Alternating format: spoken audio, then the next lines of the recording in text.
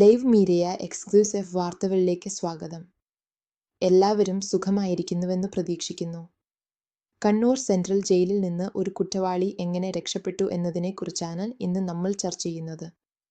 അയാൾ ഒരു ബലാത്സംഗ കൊലപാതക കേസിലെ തടവുകാരനാണ്. സൗന്ദര്യ വധക്കേസ് നമുക്കെല്ലാവർക്കും മറക്കാൻ കഴിയില്ല. ഈ കേസ് പ്രതിയായ ജീവപര്യന്തം ശിക്ഷ അനുഭവിക്കുന്ന ജന്മനാ കുറ്റവാളി ആയ ഗോവിന്ദച്ചാമി. അയാൾ എങ്ങനെ രക്ഷപ്പെട്ടു?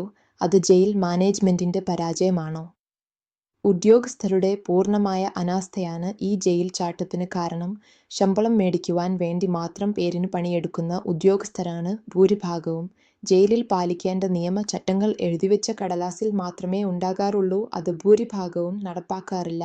ജയിലിനുള്ളിൽ ലഹരി സാധനങ്ങൾ സമൃദ്ധമാണ് എന്ന് കേൾക്കുന്നു.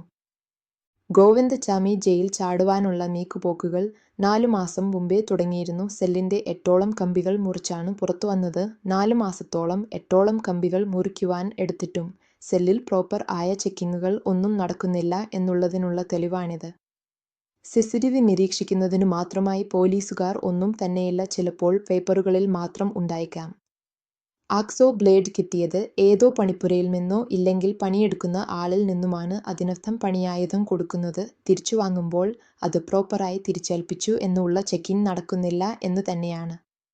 മാത്രമല്ല, മതിലിന് മുകളിലുള്ള ഇലക്ട്രിക് വേലികൾ മാസങ്ങൾക്ക് മുമ്പേ തന്നെ തകരാറിലായതാണ് എന്ന് ഒരു റിപ്പോർട്ട് ഉണ്ട്. ഒരു ജയിലിൽ സംഭവിക്കുന്നത് ഇതാണെങ്കിൽ നമ്മൾ ശരിക്കും സുരക്ഷിതരാണോ എന്ന് ആളുകൾ ചിന്തിക്കണം. എന്നിൽ നിന്ന് വാർത്താ അപ്ഡേറ്റുകൾ ലഭിക്കാൻ ദയവായി ലൈക്ക് ചെയ്യുകയും സബ്സ്ക്രൈബ് ചെയ്യുകയും ചെയ്യുക. എല്ലാ പ്രിയപ്പെട്ട മലയാളികൾക്കും വളരെ സ്നേഹപൂർവ്വം എൻ്റെ നമസ്കാരം.